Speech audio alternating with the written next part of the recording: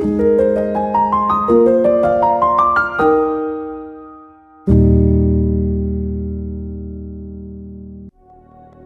Bapak Ibu Saudara yang dikasihi Tuhan Yesus Kristus, apa kabar Anda hari ini? Dimanapun Anda berada, saya berharap Anda selalu dalam keadaan yang baik. Dan sangat senang saya kembali bisa menyapa Anda melalui program Sapaan Gembala GKI. Saudara dikasihi Tuhan, hari ini saya ingin mengajak kita merenungkan satu bagian Alkitab yang terambil dari surat 1 Tesalonika pasal 1 ayat 1 sampai dengan ayat yang ke-10. 1 Tesalonika pasal 1 ayat 1 sampai ayat yang ke-10. Nanti Anda bisa terlebih dahulu membaca secara lengkap bagian ini. Tetapi saudara, inti dari perikop yang menjadi dasar perenungan kita pada hari ini adalah bahwa bagian ini merupakan bagian pembuka dari surat yang dialamatkan oleh Rasul Paulus, ditujukan oleh Rasul Paulus kepada jemaat di Tesalonika. Dan 1 Tesalonika pasal 1 ayat 1 sampai 10 adalah bagian pengantar atau pembuka dari surat ini yang pada intinya berbicara tentang apresiasi dari Rasul Paulus kepada jemaat Tesalonika untuk pertumbuhan iman mereka yang begitu besar, luar biasa. Bahkan ketika mereka berada di tengah tekanan dari kelompok orang Yahudi dan kelompok orang Yunani yang tidak suka dengan keberadaan mereka sebagai orang-orang Kristen, tengah tekanan yang luar biasa, di tengah situasi krisis yang mereka hadapi, mereka justru menjadi jemaat yang bertumbuh di tengah kesukaran, pergumulan, tekanan, dan kesulitan.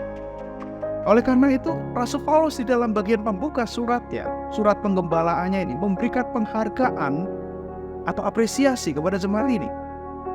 Saudara, kalau kita melihat konteks jemaat di Tesalonika, sebetulnya secara logika agak sulit bagi mereka untuk menjadi jemaat yang bertumbuh di tengah tekanan itu. Karena kalau kita melihat konteks sejarahnya, ketika Rasul Paulus menulis surat penggembalaan ini kepada mereka, kira-kira jemaat ini usianya masih sangat muda sekali. Mereka baru berusia sekitar 3-6 bulan. Ketika Rasul Paulus dan rekan-rekan pengkabar Injil mengabarkan Injil di Tesalonika, mereka menghadapi tekanan yang begitu kuat dari pihak yang tidak menyukai keberadaan Rasul Paulus dan orang-orang Kristen di Tesalonika. Dan karena desakan itulah mereka terpaksa harus pergi melanjutkan perjalanan mereka ke tempat lain. Tetapi buah dari pekabaran Injil Rasul Paulus dan rekan-rekan itu sudah menunjukkan hasilnya. Jemaat di Tesalonika, gereja di Tesalonika bertumbuh.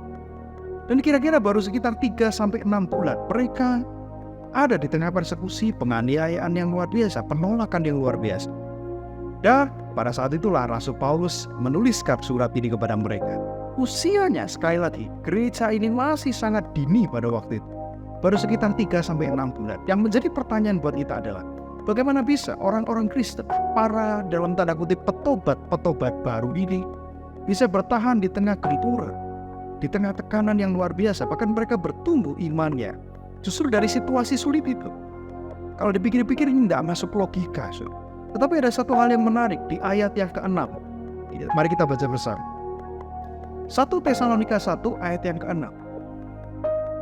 Dikatakan di sana, dan kamu mengikuti teladan kami. Kamu, jemaat di Tesalonika, mengikuti teladan kami. Kami itu siapa? Rasul Paulus dan rekan-rekan pekabar Injil. Dan teladan Tuhan, dalam penindasan yang berat kamu telah menerima firman itu dengan sukacita yang dikerjakan oleh Roh Kudus. Saudaraku, ini satu kata kunci yang penting. Kamu mengikuti teladan kami. Apa yang diwariskan oleh Rasul Paulus dan rekan-rekan pekabar Injilnya kepada jemaat Tesalonika itu bukanlah gedung gereja, bukanlah harta, bukanlah uang, tetapi keteladanan. Dan ternyata keteladanan itulah yang membuat mereka menjadi kuat di tengah gempuran, di tengah tekanan yang mereka hadapi, karena mereka meniru teladan dari Rasul Paulus dan rekan-rekan pekabar Injil yang tak tabah di tengah tekanan-tekanan yang mereka hadapi ketika mereka mengabarkan Injil di Tesalonika. Keteladanan dan doa menjadi dua hal yang penting yang diwariskan oleh Rasul Paulus. Dan karena keteladanan itulah jemaat Tesalonika yang walaupun masih sangat muda dari segi usia ini, mereka bertahan dan bahkan bertumbuh di tengah penderitaan mereka, di tengah tekanan yang mereka ada. Saudara, mari kita terapkan ini di dalam kehidupan kita sehari-hari. Kita memulainya dari kehidupan berkeluarga kita. Orang tua seringkali merindukan anak-anaknya menjadi anak-anak yang bertumbuh dalam disiplin rohani. Katakanlah anak-anak yang rindu membaca Alkitab tiap hari. Tetapi apakah kita sudah memulainya dengan prinsip keteladanan? Anggota keluarga kita, anak-anak kita tidak perlu diajari oleh sekian banyak konsep-konsep yang indah. Mereka akan bertumbuh dan mereka akan belajar sesuatu ketika mereka melihat teladan yang konkret di dalam keluarga mereka.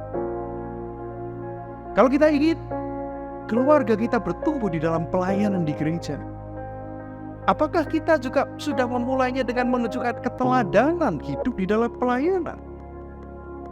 Kalau kita ingin melihat dunia ini dipenuhi dengan damai sejahtera, apakah kita pun sudah memulainya dengan satu prinsip yang dikatakan dalam surat tadi, yaitu menunjukkan teladanan, agar setiap orang yang melihat kita pun meniru apa yang kita praktikkan ini. Saudaraku, selamat memulai satu hal yang terdengar sangat sederhana, tetapi sesungguhnya membutuhkan ketekunan dan keteguhan hati untuk mempraktikkannya setiap hari. Selamat berjuang dan berusaha menjadi teladan-teladan kasih Allah dimanapun kita berada. Salam.